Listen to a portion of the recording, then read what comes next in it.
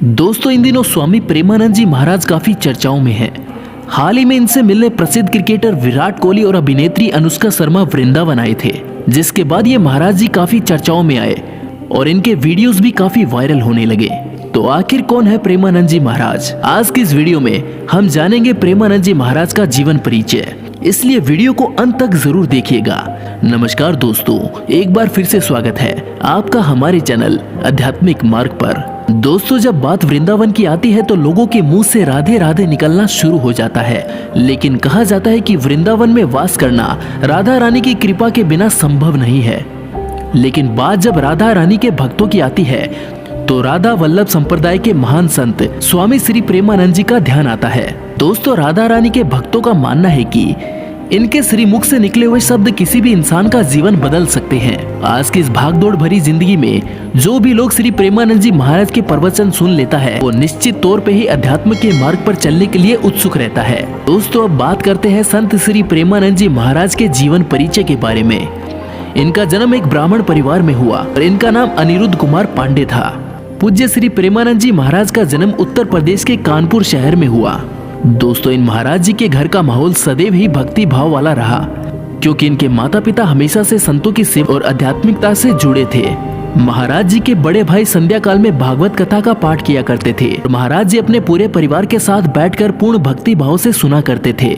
तभी से स्वामी जी की अध्यात्म की ओर रुचि बढ़ने लगी और इस भक्तिपूर्ण पारिवारिक माहौल को देखते हुए महाराज जी ने बहुत ही कम उम्र में ही विभिन्न चालीसाओं का पाठ करना शुरू कर दिया। जब वे 5वीं कक्षा में थे तब उन्होंने पिता प्रेस प्रकाशन की सुख सागर को पढ़ना शुरू कर दिया था। इस छोटी सी उम्र में वे जीवन के उद्देश्य पर सवाल उठाने लगे। वे इस बात से चिंतित थे कि माता पिता का प्रेम स्थायी है या नहीं, और यदि अस्थायी है तो इतना मोह क्यों। साथ ही उन्हें लगता था कि क्या स्कूल में दी जाने वाली शिक्षा उन्हें अपने जीवन के लक्ष्य से अवगत करा सकती है या नहीं। यदि नहीं तो ऐसी शिक्षा प्राप्त करने का क्या फायदा। इन्हीं सवालों की खोज करने के लिए उन्होंने श्री राम जय जय राम और श्री कृष्ण गोविंद हरे मुरारी का जाप करना शुरू कर दिया। दोस्तों, महाराज जी जब 9वीं कक्षा में थे तब उन्होंने ईश्वर की ओर जाने वाले मार्ग की खोज करते हुए एक आध्यात्मिक जीवन जीने का दृढ़ निश्चय किया। इस मार्ग पर चलने के लिए वे अपने घर परिवार को छोड़ने के लिए पूर्ण रूप से तैयार थे और उन्होंने अपने मन के विचार और निर्णय के बारे में अपनी मां को बताया। एक दिन सुबह 3 बजे ही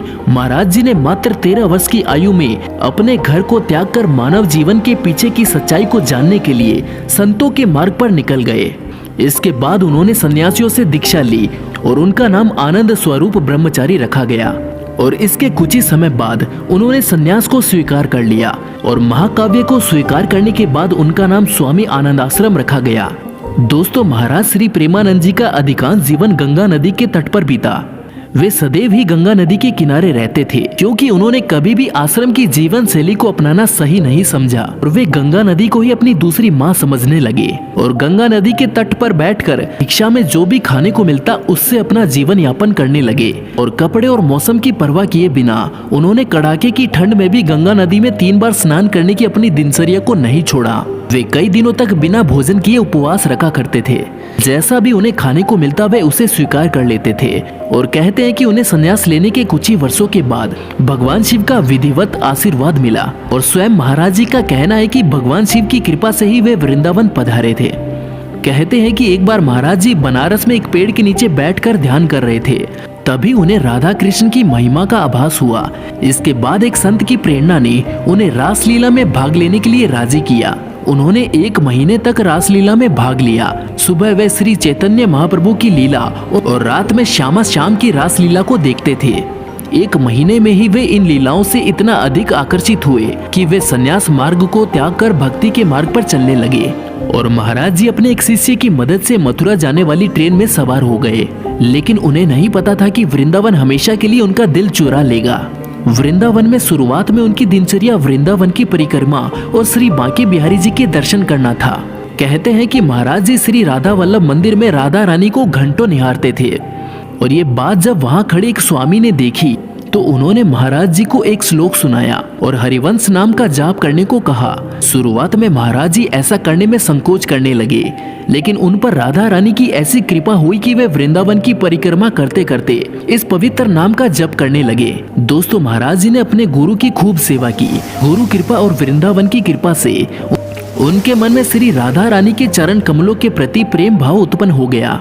दोस्तों, महाराज जी को जो भी मिलता है वह उसे ग्रहण कर लेते हैं, उनके स्वयं की कोई इच्छा नहीं होती है। दोस्तों, आपको ये जानकर हैरानी होगी कि इन स्वामी जी की दोनों किडनियां 18 साल से खराब है। इन्होंने अपनी दोनों किडनियों में से एक का नाम राधा और एक का नाम कृष्ण रखा है। आज राधा रानी की कृपा से लाखों भक्त महाराज जी को अपनी किडनी दान देना चाहते हैं, पर पूज्य श्री प्रेमानंद जी महाराज का कहना है कि वे किसी को भी कष्ट नहीं देना चाहते। दोस्तों, ऐसे महान व्यक्तित्व रखने वाले पूज्य श्री प्रेमानंद जी महाराज को हम प्रणाम करते हैं और इनके स्वस्थ जीवन और दीर्घायु के लिए ईश्वर से प्रार्थना करते हैं। आज की इस वीडियो में बस इतना ही। ये वीडियो पसंद आए तो इसे लाइक और ज्यादा से ज्यादा शेयर करिएगा और साथ ही ऐसे वीडियो को देखने के लिए हमारे चैनल को सब्सक्राइब करना मत भूलिएगा।